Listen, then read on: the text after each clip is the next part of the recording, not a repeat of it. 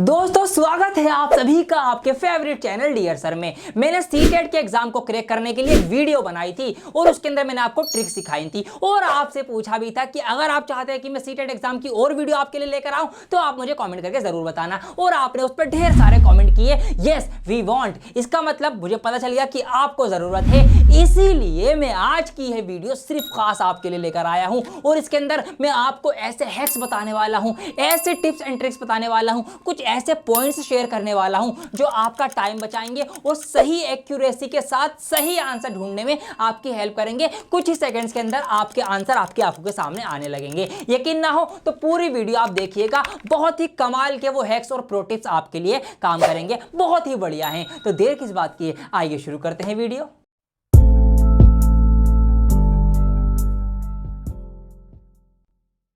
तो अगर एक्यूरेसी के साथ कम टाइम में सही जवाब पता करना चाहते हैं तो पहला काम आपको करना है नो हवड़ा दबड़ी, मतलब प्रेजेंस ऑफ माइंड बना के रखना है। जल्दबाजी किस बात की है, आपको बहुत ज्यादा टाइम में बहुत कम क्वेश्चंस करने हैं और नेगेटिव मार्किंग भी नहीं है, तो फिर किस बात की टेंशन है। क्या गलती करते हैं बच्चे जल्दबाजी में, बताता हूं आपको जो आपको नहीं करनी है। बच्चा सवाल पढ़ेगा कि संजय ने आधा किलो टमाटर खरीदे। भैया जी 1 किलो टमाटर 40 रुपए के हैं तो आधा किलो 20 रुपए के हो गए, सही है। उसने 1 किलो आलू खरीदे, आलू 25 रुपये किलो है, ठीक है। यही गलती कर दी आपने, जी हाँ। क्यों? आपने देख लिया चाहे 1 किलो टमाटर 40 के तो सब ये 1-1 किलो वाले के प्राइस होंगे, लेकिन ऐसा नहीं है। सवाल आपने ध्यान से नहीं पढ़ा। सवाल में यहां पर यूनिट अलग अलग हैं, मात्रा क्वांटिटी अलग अलग है, जी हाँ। यहां बच्चे गड़बड़ कर देते हैं। तो प्रेजेंस ऑफ माइंड बना के चलिए, आराम से सवाल कीजिए। अब यहां पर इस सवाल को कैसे करना है देखिए। संजय ने आधा किलो टमाटर, तो टमाटर 1 किलो 40 रुपए के हैं तो आधा किलो जो हो गए वो 20 रुपए के हो गए, ठीक है, बहुत आसान। 1 किलो आलू जो है वो खरीदे। अब आलू का जो प्राइस 25 दिया गया है, ये 2 किलो आलू का दिया गया है, तो 1 किलो कितने के हो जाएंगे, 25 का आधा कर दो 12.5 रुपये, तो 12.5 मतलब 12 रुपये 50 पैसे के उसने आलू खरीदे। और क्या खरीदा, आधा किलो गाजर खरीदी। अब देखिए गाजर का प्राइस 250 ग्राम का है, जी हाँ। हर यूनिट अलग है, ये ध्यान देने वाली बातें हैं और ये जब भी दे पाएंगे जब आप तसल्ली से करेंगे, आहिस्ता से सवाल को करेंगे। अब यहाँ पर 250 ग्राम जो है वो 20 रुपए की है, तो इसका डबल कर दो, आधा किलो 500 ग्राम बन जाएगा, तो 20 का डबल हो जाएगा 40, तो 40 रुपए की आपकी गाजर आ गई। और आप चाहें तो साथ साथ ये चीजें माइंड में कैलकुलेट भी करते हुए चल सकते हैं, जैसे कि 40 और 20 60, 7 10 70 और 72, 72.5 रुपए हो गए। इस तरीके से ये साथ साथ करके चल सकते हैं। फिर 250 ग्राम मिर्च खरीदी। अब मिर्च जो है वो 100 ग्राम 10 रुपये की है। अब 250 ग्राम का फटाफट माइंड में कर लो, तो 100 ग्राम 10 की हो गई, 200 ग्राम 20 की हो गई, फिर आधा उसमें और जोड़ दो 50 ग्राम, तो 25 रुपये की जो है वो आपकी मिर्च हो जाएगी, ठीक है जी। और आखिर में क्या है भाई, 6 नींबू खरीदे हैं, 6 लेमन्स खरीदे हैं। और लेमन यहाँ पे 4 का भाव दे रखा है, मतलब 4 की कीमत दे रखी है, तो 4 नींबू 10 रुपये के हैं तो 6 हो जाएंगे 15 रुपये के। सोचने वाली बातें हैं, तो यहाँ पर 15 कर देंगे आप, और आप इन सब का सम कर लेंगे तो इन सब का जो टोटल निकल के आएगा 112 रुपये 50 पैसे आएगा। अब बच्चे यहाँ भी गलती कर देंगे, इतना सब कुछ सही करने के बाद भी गलती होगी। किस वजह से, जल्दबाजी की वजह से, हबड़ा दबड़ी करने की वजह से। क्या गलती होगी, सुनो। बच्चों ने सवाल पढ़ा, ये टोटल करा, हाँ भाई ऑप्शन में है ना, हाँ हैगा डी लगा दो बस हो गया। गलत कर दिया आपने। क्यों? क्योंकि सवाल में ये थोड़ी पूछा है कितने रुपए खर्च करें, सवाल तो पूरा पढ़ लो जो आपने नहीं पढ़ा है। आगे हमसे पूछा है, उसने बिल क्लर्क को काउंटर पर 200 रुपये का नोट दिया है, जी हाँ। तो उसने 200 रुपये दिए, उसे कितने रुपये वापस मिलेंगे, तो उसको वापसी कितने रुपये मिलेंगे ये आपको बताना है। तो क्या करना है, 200 में से इसको आप माइनस करेंगे तो सिंपल है। जब आप 200 में से 112 माइनस करेंगे 88 बचेगा, आधा और माइनस कर दो तो 87.5 मतलब 87 रुपये 50 पैसे इसका सही आंसर आएगा। तो ये है प्रेजेंस ऑफ माइंड का खेल, ये चीज आपको ध्यान रखनी है। देखिए ऑप्शन में ये भी था, ठीक है, क्यों, आपको बहकाने के लिए। ऑप्शन में मात्राएं अलग अलग दी गई आपको बहकाने के लिए, लेकिन अब आप नहीं बहकेंगे क्योंकि मैंने आपको बता दिया है क्या आपको करना है, प्रेजेंस ऑफ माइंड। आइए सेकंड पॉइंट जानते हैं। तो कम टाइम में जल्दी सही आंसर लाने का दूसरा तरीका मैं आपको बताने जा रहा हूं। वैसे भी इस बार तो पेपर आपका ऑफलाइन हो रहा है, बहुत अच्छी बात है। आपको प्रॉपर एक शीट मिलेगी, रफ पेपर मिलेगा, आराम से बैठ के करना आप तसल्ली से। ऑनलाइन में तो ये होता था पहले भी कंप्यूटर में देख के सवाल पढ़ो फिर इधर से सॉल्व करो, तो बहुत ज्यादा इधर उधर होने की वजह से आंसर गलत होते थे, टाइम भी वेस्ट होता था। बट अब ये सब चीजें आपके साथ नहीं होंगी और बाकी मैं हूं आपका टाइम बचाऊंगा, आपके लिए शॉर्ट ट्रिक लेकर आऊंगा बढ़िया बढ़िया। इसीलिए वीडियो को लाइक करते रहिएगा और वीडियो को शेयर भी करते रहिएगा। लीजिएगा, और अगर आपने चैनल सब्सक्राइब नहीं किया तो सब्सक्राइब भी कर लीजिएगा। देखिए अब ऐसे सवालों में आपको क्या करना है, ऐसे सवालों मतलब अगला जो मेरा पॉइंट है वो ये है कि अगर आपको ऐसे लंबे लंबे सवाल देखने को मिले जहां पर कहीं पे कोई ना कोई सी स्टेटमेंट्स दी गई होंगी अलग अलग, वहां पर आप एक चीज ट्राई करना कि ऑप्शन जो होंगे ना, जो गिवन ऑप्शंस होंगे उनको नीचे से ट्राई करना आंसर ढूंढने के लिए। जी हाँ, कई बार स्टेटमेंट बेस्ड सवालों के अंदर ना आपका टाइम खपाने के लिए आंसर ऊपर नहीं देते, आंसर नीचे भी दे देते हैं कि बच्चा ऊपर से पढ़ता हुआ आएगा, फिर ये पढ़ेगा, ये भी पढ़ेगा, ये भी, खूब उसका टाइम वेस्ट होगा और एंड में उसको आंसर हम रख के देंगे। लेकिन ये ट्रिक मैंने आपको बता दी है, अब आपका टाइम बचेगा कि आंसर नीचे से ढूंढना शुरू करना। ऐसे सवालों में जल्दी मिल सकता है। देखिए प्रूफ करके दिखाऊंगा मैं, ऐसा नहीं कि हवा में बतौलेबाजी हो रही है, नहीं नहीं, प्रूफ देख लो। अब यहां पर देखिए, यहां पर ये पूरा सवाल है, मैंने कुछ नहीं पढ़ा, मैं डायरेक्ट ऑप्शन पे आया। यहां पर ऑप्शन लिखा हुआ है the aggregate marks of Maria and Shahnaz are equal, कि शहनाज और मारिया के जो मार्क्स हैं, जो नंबर्स हैं वो बराबर हैं अगर हम उनको एग्रीगेट करेंगे, जोड़ेंगे तो यहां पर मार्कशीट दी गई है मारिया और शहनाज की, ये उनके सब्जेक्ट के अंदर कितने कितने नंबर वो लेके आई हैं ये दिया हुआ है, एग्रीगेट मार्क्स बराबर है। तो फटाफट से हम क्या कर लेंगे, इनका सम कर लेंगे पहली फुर्सत में। तो 8 4 12, 5 3 8, 12 8 20 का 0 हासिल लगा 2 हो जाएगा, 7 1 7 7 14, 7 3 21, 7 4 28, 28 7 4 28, तो 7 5 35 और 2 और 2 4 39, 390 ये आ गया। इसका मैं करूंगा 8 और 1 9, 7 और 2 9, 9 9 18 और 2 20 का 0 हासिल लगा 2, 8 और 2 10, 7 1 7 7 21, 21 और 10 जो है 31 हो जाएंगे, 31 और 8 जो है 39 हो जाएंगे। ये लो जी, इसका भी 390 आया, उसका भी 390 आया, और हमसे ये कहा है कि based on the table above identify the correct statement from among the following, कि इन सब में से एक ही सही है, इन चारों में से एक ही सही है। और मैंने लास्ट वाला देखा, लिखा हुआ है कि मारिया और शहनाज के जो मार्क्स है टोटल वो इक्वल है, हमने देख लिया 390 उसके भी 390 उसके भी हैं, इसीलिए यही ऑप्शन सही होगा। बाकी के मुझे पढ़ने की भी जरूरत नहीं है। जी हाँ, ये है ट्रिक, काम करेगी, बिल्कुल करेगी। तो ऐसे सवालों में नीचे से आंसर ढूंढना शुरू कीजिए। ऑप्शन 3 देखिए, 4 पहले देखिए, हो सकता है इसी में आपको आंसर मिल जाए, और अगर नहीं भी मिला तो क्या हुआ, फिर बाकी के ऑप्शन रह जाएंगे, उसी में आंसर छुपा होगा। लेकिन ये चीज काम करती है। एक सवाल में और प्रूफ करके दिखाता हूं यही चीज। सवाल हमसे कह रहा है कि मैं एक 2 अंकों की संख्या हूं, मतलब आपसे एक संख्या, एक नंबर ये कह रहा है कि मैं एक 2 डिजिट का नंबर हूं। अब हमें नहीं पता वो नंबर क्या है, हमने क्या करा, मैंने क्या करा, सबसे पहले लास्ट स्टेटमेंट पढ़ी, लिखा हुआ है कि अंकों का योग 3 और 4 का गुणज है, मतलब जो भी नंबर है उसके अंदर जो भी डिजिट्स हैं, जो भी अंक हैं, अगर मैं उनको जोड़ दूं, उनका सम कर दूं, उनका योग कर दूं, तो वो जो योग आएगा वो 3 के पहाड़े में भी होगा, वो 4 के पहाड़े में भी होगा। अब मैंने देखना शुरू करा पीछे से, 5 और 7 को जब मैं जोड़ूंगा 7 5 होते हैं 12, और 12 3 के पहाड़े में भी आता है, 4 के पहाड़े में भी आता है, यही मेरा आंसर है। जी हाँ, मुझे और कुछ ऑप्शन देखने की जरूरत ही नहीं है, मैं इसी को आंसर लगा दूंगा। अब नॉर्मल बच्चे क्या करेंगे, वो पूरा सवाल पढ़ेंगे। अच्छा जी, दहाई के 2 अंकों का नंबर है, ठीक है जी, दहाई के स्थान पर जो अंक है वो इकाई के स्थान पर अंक का क्रमिक अभाज्य संख्या है, मतलब कॉन्जिक्यूटिव प्राइम नंबर्स हैं, कॉन्जिक्यूटिव प्राइम नंबर जो एक के बाद एक आ रहे हो। अब यहाँ पर देखिए 2 और 3 एक के बाद एक आते हैं, दोनों प्राइम नंबर हैं, तो ये भी आंसर हो सकता है। ठीक है, वो बच्चा ऐसा सोचेगा। 3 और 5 दोनों प्राइम नंबर हैं, एक के बाद एक आते हैं, ये भी प्राइम नंबर हो सकता है। 5 और 7 ये भी एक के बाद एक आते हैं, दोनों प्राइम नंबर है, ये भी आंसर हो सकता है। उसको 3 आंसर मिल गए, ये नहीं होगा क्योंकि इसमें प्राइम नंबर नहीं है। अब 3 आंसर उसको मिले, अब वो अगला स्टेटमेंट पढ़ेगा, जो काम हम पहले ही कर चुके हैं, वो पढ़ेगा फिर अंकों का योग 3 और 4 का गुणज है, फिर अंकों का योग करेगा 2 और 3 5, तो ये जो 3 के पहाड़े में नहीं आता ना, 4 के पहाड़े में आता, 5 और 3 8। अच्छा जी, 8 जो है वो 4 के पहाड़े में तो आता है लेकिन 3 के पहाड़े में नहीं आता, तो ये भी आंसर नहीं होगा, ये भी नहीं होगा। फिर वो पहुंचेगा इस पर कि 7 5 12, 3 में 4 में दोनों में आता है, जिस पर हम पहले ही पहुंच चुके हैं। तो ये है पावर ऑफ कॉन्सेप्ट कि आपको ध्यान करना है, ये चीज भी काम करेगी। अभी रुको, जरा सब्र करो, और चीजें आपको बताता हूं, बड़ी मजेदार है। अगली जो हैक है, जो ट्रिक है, जो मैं आपको देना चाह रहा हूं, वो ये है कि कभी भी सवाल जो है पूरा एक साथ एक बारी में मत पढ़ो। जी हाँ, बहुत से बच्चे क्या करते हैं मैं बताता हूं, सवाल खोलेंगे, पढ़ना शुरू करेंगे। A number is larger than half of 100, it is more than 6 tens and less than 8 tens, the sum of its digits is 9, the 10th digit is the double of the 1st digit, what is the number. अरे क्या था, फिर दोबारा पढ़ेंगे। ये गलती नहीं करनी है आपको हमेशा क्वेश्चन को पढ़ना है सेंटेंस बाय सेंटेंस। जी हाँ, एक एक सेंटेंस जहां पूरा हो रहा है उतनी बात समझिए, रुक जाइए और उस बात को समझ के फिर अगला सेंटेंस पढ़िए। तो आपको हमेशा सवालों को सेंटेंस बाय सेंटेंस पढ़ना है, एज अ होल पूरा सवाल नहीं पढ़ना है। कैसे करना है देखिए, अब आपको पढ़ना है a number is larger than half of 100, कि कोई नंबर है वो 100 के आधे से ज्यादा है। अब 100 का आधा होता है, हमें पता है 50 होता है, है, मतलब नंबर 50 से बड़ा है। अब 50 से बड़े यहाँ पर सारे ही 50 से बड़े नंबर दिख रहे हैं, ठीक है जी। अब लिखा हुआ है आगे it is more than 6 tens, 6 tens 6 दहाई, 6 धाम, 6 धाम 60 होते हैं, मतलब नंबर जो है वो 60 से तो ज्यादा है। और लेस देन 8 टेंस, 8 टेंस 8 धाम 80, मतलब 80 से छोटा है। लेस देन 8 टेंस मतलब नंबर जो है वो 60 से बड़ा है, 80 से छोटा है, 60 और 80 के बीच में ही है। अब 60 और 80 के बीच में है, इसका मतलब ये 3 नंबर होंगे, ये तो 80 से ज़्यादा है, ये आंसर नहीं होगा। तो ये वाला हमारा ऑप्शन जो है वो कैंसिल आउट हो गया।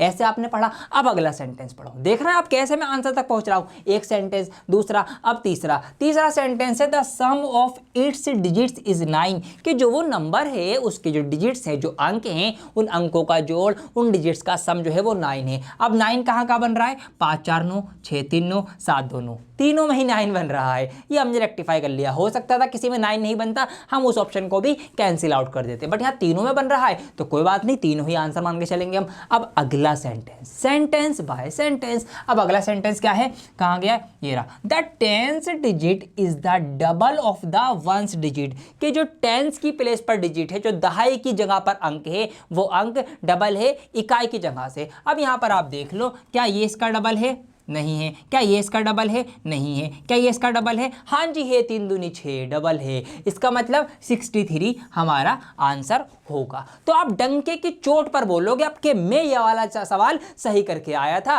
कोई इसको गलत साबित नहीं कर सकता, इसका नंबर मुझे चाहिए ही चाहिए। खुल के बोलोगे आप। क्यों? क्योंकि आपने सेंटेंस बाय सेंटेंस सवाल को पढ़ा है। ये बात समझ में आ गई? तो इसीलिए हर एक सवाल को आपको ऐसे ही पढ़ना है। अब एक चीज़ और बताता हूँ आपको। क्या? देखो, वो जो मैंने अभी ट्रिक बताई है ना आपको कि लास्ट वाला जो हम स्टेटमेंट पढ़ के आंसर ला सकते हैं, वो यहाँ भी काम कर रही है। ये सारा ऑब्जर्वेशन है। ये सब मुझे कैसे पता चल जाता है भाई? क्योंकि मैंने कई बार सीटेट एग्जाम निकाल रखा है, पढ़कर भी और बिना पढ़े भी। इसीलिए इतना एक्सपीरियंस है कि सवाल को देख के बता दूंगा यहाँ पर किस तरीके से आप इसको कर सकते हैं। ये मैंने एक तरीका बताया कि सेंटेंस बाय सेंटेंस। अब देखो वो ट्रिक यहाँ फॉलो होगी। मैंने सवाल पढ़ा ही नहीं, लेट्स सपोज मैंने सवाल नहीं पढ़ा, मैंने क्या करा? मैंने ये करा कि लास्ट स्टेटमेंट पढ़ा, लिखा हुआ है the tens digit is the double of the ones digit, के टेंस डिजिट जो है वो वंस का डबल है। तो मैंने देखा 3 दूनी 6, यही डबल है, यही आंसर होगा। बस मुझे नहीं पता कि क्या पूछा है सवाल में, ना मुझे जानना, यही आंसर होगा। मैंने इतना पढ़ के बता दिया और डंके के चोट पर बोल सकता हूँ ये जवाब बिल्कुल सही होगा। ठीक है जी। तो वो वाली शॉर्ट ट्रिक लास्ट स्टेटमेंट वाली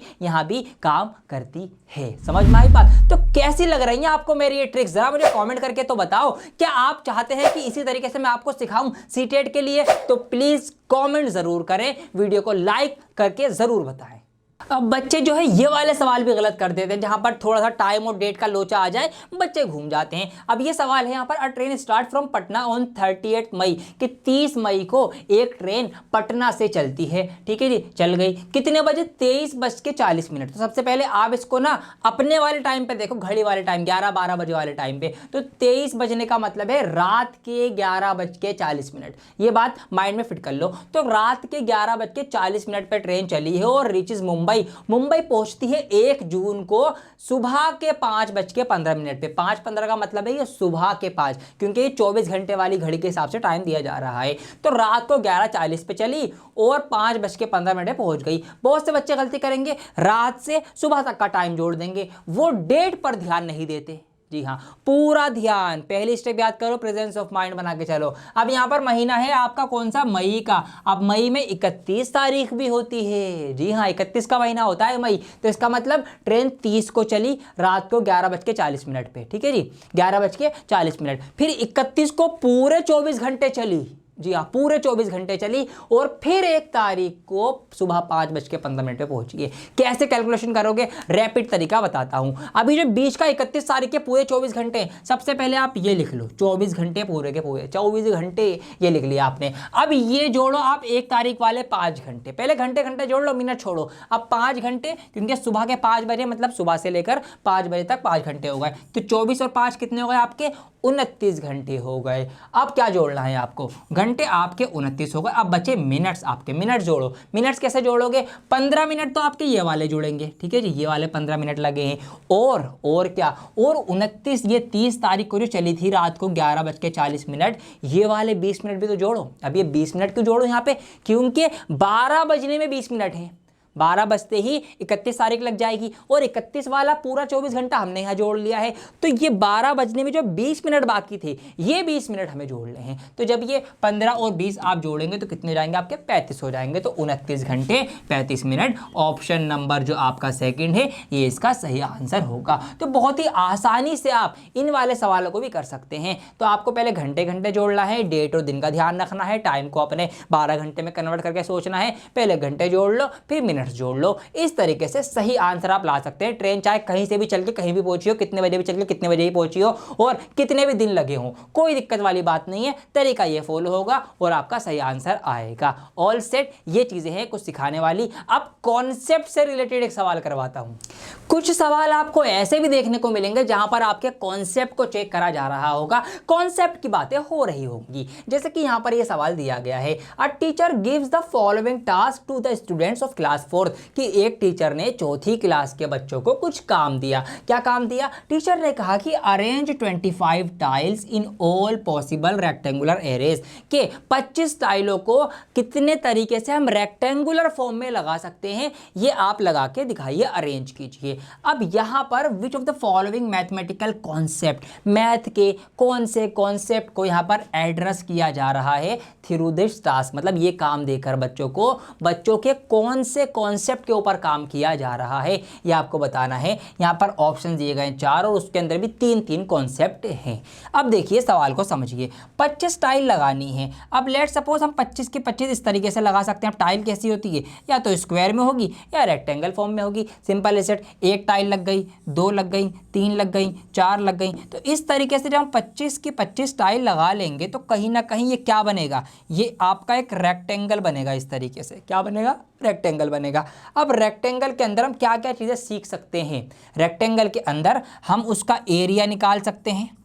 जी हाँ, निकाल सकते हैं। लंबाई हमें पता होगी टाइल की लंबाई से और चौड़ाई हमें पता होगी टाइल की चौड़ाई से, तो हम लंबाई गुणा चौड़ाई करके इसका एरिया निकाल सकते हैं। चलिए जी, तो एरिया कहाँ पर है? 1, 2, 3 और 4, चारों के अंदर ही एरिया है। तो पहली चीज़ हम एरिया निकाल सकते हैं, ये कॉन्सेप्चुअल क्वेश्चन है। अब अगली चीज़ हम क्या निकाल सकते हैं? अब यहाँ पर ऐसे भी आप टाइल लगा सकते हैं और आप ऐसे भी तो लगा सकते हैं। एक बार में 2 टाइल लगाए, मतलब 1 और 1 2, ठीक है, फिर 3 4 5 6 7 8, इस तरीके से भी आप लगा सकते हैं 25 टाइल। ठीक है जी, तो यहाँ पर भी आपका रेक्टेंगल बनेगा। बट यहाँ पर लंबाई और चौड़ाई जो है वो चेंज हो जाएगी। यहाँ पर आपका फैक्टर भी काम करेगा। जी हाँ, फैक्टर भी कैसे? आप ऐसे लगा सकते हैं कि एक साइड में एक टाइल लगा, 25 की 25 आपने लाइन से लगा ली, ठीक है, आप ऐसे लगा सकते हैं। उसके बाद आपने 2-2 करके लगाई तो 24 टाइल आपकी एक साथ लग जाएंगी इस तरीके से। ठीक है जी, ऐसे। चलो, अगर एक टाइल ऐसे में छूट जाएगी तो आप ऐसे मत लगाओ,